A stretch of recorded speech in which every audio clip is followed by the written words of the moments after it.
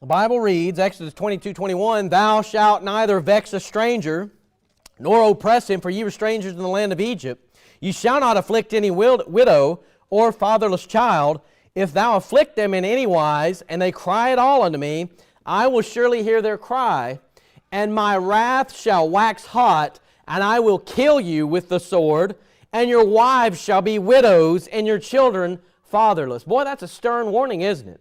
To try to run roughshod, afflict widows, afflict fatherless children. God says, hey, that's going to make me very angry. And God doesn't use a whole lot of symbolism in that verse. Look at verse 24. "My wrath shall wax hot." In other words, he's like, I'm going to be very angry at this type of behavior. Look what he says. "And I will kill you with the sword, and your wives shall be widows." Now you imagine having God tell you that.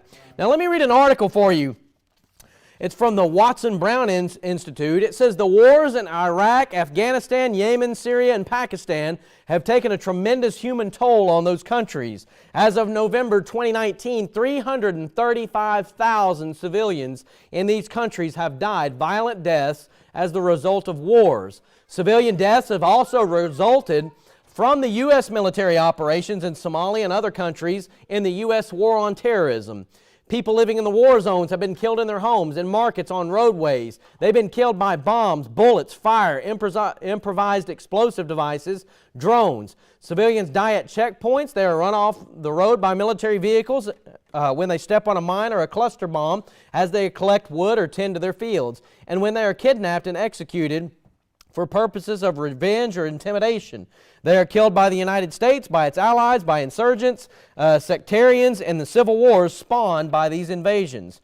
Deaths can also happen weeks and months after a battle. Many times more Iraqis, Afghans, Pakistanis have died as a result of battered infrastructure and poor health conditions arising from the wars that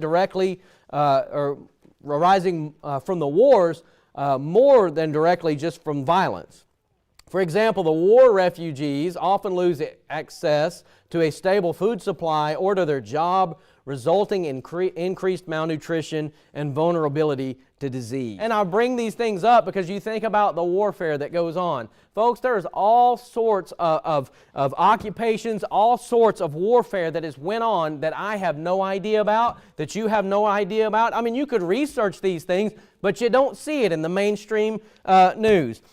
America's invaded 70 countries. America right now is over in the Middle East, occupying over in the Middle East. They've not had a full-fledged operation in some years, but folks, we have bases, we have our American military scattered all across this globe. And you know, you got just the exact same warmongers that's been in cabinets in times past, in Biden's cabinets, and it wouldn't shock me a bit if we're going to be back in war. You know, Trump tried to pull us out of Syria, and I'm not on the Trump campaign. You don't have a Trump 2020 hat up here. He tried to pull us out of Syria. He tried to pull soldiers out of Afghanistan and Pakistan, and Biden's like, no, we need to just hold up on that. We need to rethink that.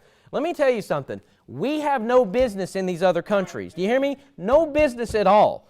None at all, period. There is no just cause for us to be in any of these countries. None of them at all. So any bullet that goes and strikes another human being, any collateral damage, any bomb, any tank, anything that happens, hey, it's murder is what it is. And God knows, just because it's not in the mainstream news, and I can't see it with my own two eyes, and I have to look at all these historical documents about how we've run roughshod over the entire globe, hey, just because I don't know about it doesn't mean it didn't happen, doesn't mean God doesn't know it, and doesn't mean God's not going to hold those people, the decision makers, accountable. And He will. Amen. He will. It is wrong. You know, you say, are you some kind of peacenik? No, we have no business with all of this imperialism as a country. No business at all. None at all. And you've seen that warning in Exodus where He says, if you afflict a widow or a fatherless child, how many fatherless children, how many widows has the United States military made? How many? Huh? At the behest of the generals and the secretaries of defense and all of this other trash and garbage. How many? And what does God say? I will kill you with a sword. It is a stern warning. I'm not anti-American, folks. You know what I am? I am anti-imperialist. That's what I am. We have no business over there. None. in any country. 0. But yet we're in how many countries? How many countries do we have bases in? What, 170 countries or something like that? Something ridiculous? 120? I don't know. It doesn't matter. If we have one base over there, over somewhere else, it's wrong.